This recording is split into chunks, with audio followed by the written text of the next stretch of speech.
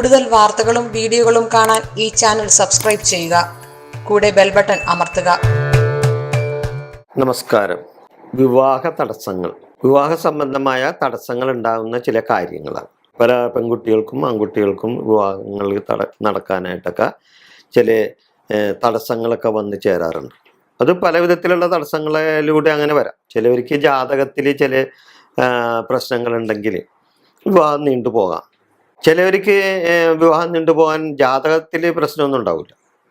ഒരു കുടുംബ സംബന്ധമായി ചിലപ്പോൾ കുടുംബദേവത കോപോ അല്ലെങ്കിൽ പിതൃക്കളുടെ ശാപോ അതുമല്ലെങ്കിൽ കുടുംബ സംബന്ധമായ ചില ബാധ ഉപദ്രവങ്ങളോ ഒക്കെ വരുമ്പോൾ വിവാഹങ്ങൾക്ക് തടസ്സം വരും. അങ്ങനെ പല വിധത്തിൽ ഈ വിവാഹ തടസ്സം നമുക്ക് ഒരു ആണിനും ആൺകുട്ടിക്കും പെൺകുട്ടിക്കൊക്കെ വരാൻ സാധ്യത ഉണ്ട്. അപ്പോൾ വിവാഹത്തെ പറ്റി നമ്മൾ പറയുമ്പോൾ ആദ്യം ജാതകത്തെ പറ്റി പറയണമല്ലോ. ഈ ജാതകത്തിൽ 7-ാം ഭാവത്തിനെ പറ്റിയാണ് നമ്മൾ ജാതകത്തിൽ വിവാഹത്തെ പറ്റി പറയുന്നത്. ജാതകത്തിൽ 7-ാം ഭാവം വിവാഹത്തിൻ്റെ കാരകൻ ആരാണ്? ശുക്രനാണ്. ഈ വിവാഹത്തിൻ്റെ കാരകൻ ശുക്രൻ മദനകാരകനാണ്. അപ്പോൾ ജാതകത്തിൽ ശുക്രൻ എവിടെ നിൽക്കുന്നത്? ആ ശുക്രനെ ആര് ദൃഷ്ടി ചെയ്യുന്നുണ്ട്? അല്ലെങ്കിൽ 7-ാം ഭാവത്തിൽ ആരാ നിൽക്കുന്നത്? വിവാഹത്തിൻ്റെ കളത്രസ്ഥാനത്ത് ആരാ നിൽക്കുന്നത്? ആ കളത്രസ്ഥാനത്ത് നിൽക്കുന്ന ഗ്രഹങ്ങളെ ആര് ദൃഷ്ടി ചെയ്യുന്നുണ്ട്? ഇതൊക്കെ നോക്കിയാണ് വിവാഹത്തിൻ്റെ പ്രശ്നങ്ങൾ പറയുന്നത്. അതിനൊരു പ്രമാണമുണ്ട് വിവാഹത്തിന്. വിവാഹ സംബന്ധമായ 7-ാം ഭാവത്തിൻ്റെ പ്രമാണം എന്ന് വെച്ച് കഴിഞ്ഞാൽ വിവാഹമദനാലോക ഭാര്യ ഭർത്തൃ സമാഗമ ശയ്യ സ്ത്രീ സന്മനഷ്ടാർത്ഥ മൈഥുന്യാഭി സപ്തമാതെന്നാണ് 7-ാം ഭാവത്തിൻ്റെ പ്രമാണം. അപ്പം വിവാഹകാരകനായ സ്ഥിതി എങ്ങനെയാണെന്ന് നോക്കിയിട്ടാണ് വിവാഹത്തിൻ്റെ തടസ്സങ്ങൾ പ്രശ്നങ്ങൾ വല്ലതൊക്കെ പറയുന്നത്. പിന്നെ 7-ലും 8-ലും പാപഗ്രഹങ്ങൾ നിന്നാൽ, ഒരുവൻ്റെ ജാതകത്തിൽ 7-ലും 8-ലും പാപഗ്രഹങ്ങൾ നിന്നാൽ വിവാഹം ഇത്തിരി നീണ്ടുപോകാനുള്ള സാധ്യത ഉണ്ട്. അത് ജാതകവശാലുള്ള വരുന്നതാണ്. 7-ലും 8-ലും പാപഗ്രഹങ്ങൾ നിന്നാൽ. അപ്പം 7-ലും 8-ലും പാപഗ്രഹം നിന്നാൽ 9-ാം ഭാവത്തിൽ ഒരു ശുഭഗ്രഹം നിൽക്കുകയാണെങ്കിൽ അത് ഒഴിഞ്ഞു പോകും. ആ തടസ്സം ഉണ്ടാവില്ല. 7-ലും 8-ലും പാപഗ്രഹം നിന്നാൽ 9-ാം ഭാവത്തിൽ ഒരു ശുഭഗ്രഹം നിൽക്കുകയാണെങ്കിൽ അത് ബലവാനായ ഒരു ശുഭനായിരിക്കണം കേട്ടോ. ബലവാനായ ഒരു ശുഭൻ നിന്നാൽ ആ പെൺകുട്ടിക്ക് വൈദവ്യദോഷം, അല്ല ആൺകുട്ടിക്കാണ് പെൺകുട്ടിക്കാണെങ്കിലും വൈദവ്യദോഷം വരില്ല.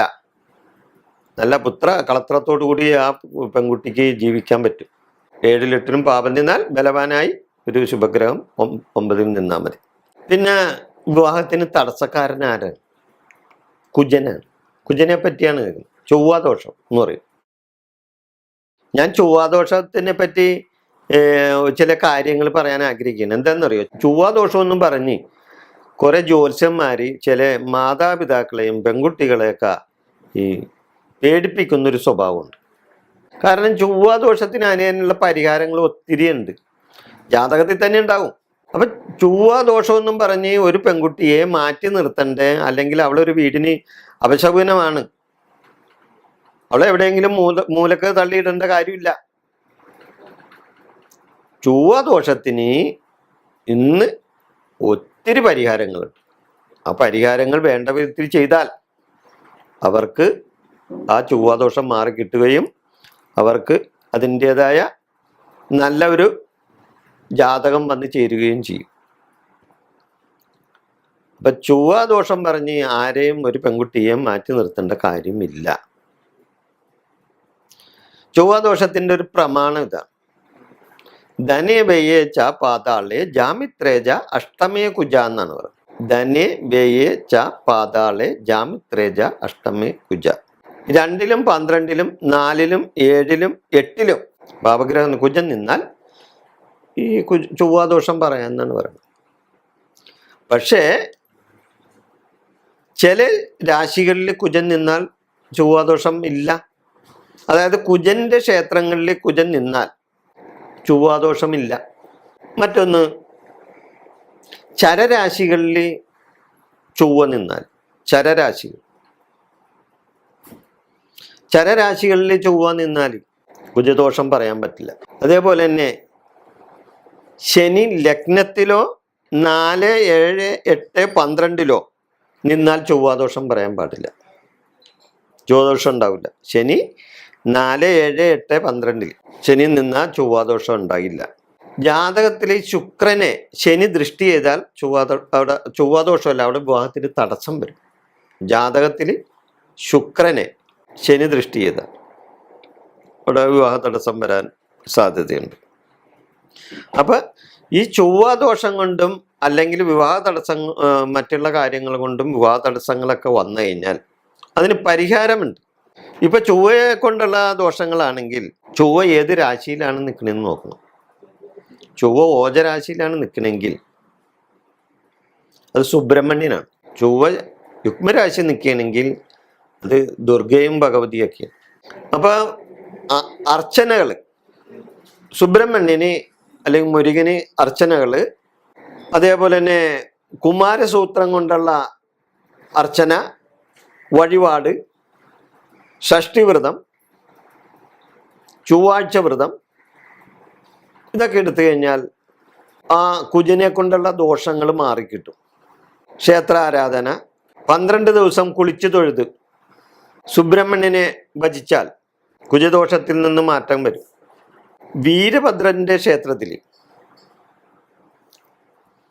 12 ദിവസം കുളിച്ചു തൊഴുത് വീരഭദ്രനെ അർച്ചന നടത്തിയാൽ വിവാഹ തടസ്സങ്ങൾ മാറാം. വിവാഹ തടസ്സം മാറിക്കിട്ടും. വിവാഹം പെട്ടെന്ന് നടക്കും. 12 ദിവസം വീരഭദ്രനെ അർച്ചന നടത്തണം. അതുപോലെ ചൊവ്വയുടെ സ്തോത്രം ഇതൊക്കെ ചൊല്ലിയാലും ചൊവ്വയുടെ ദോഷങ്ങൾ നമുക്ക് മാറിക്കിട്ടാനായിട്ടുള്ള സാധ്യതയുണ്ട്. അപ്പോൾ ക്ഷേത്രാരാധനയും അതേപോലെയുള്ള ചൊവ്വയുടെ ദോഷങ്ങൾ മാറാനുള്ള കർമ്മങ്ങളെല്ലാം ചെയ്താൽ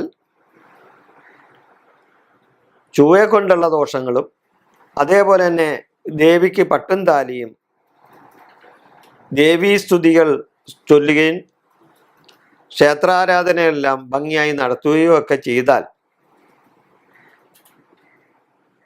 വിവാഹ തടസ്സങ്ങളെല്ലാം മാറിക്കിട്ടാനുള്ള സാധ്യതകളുണ്ട്.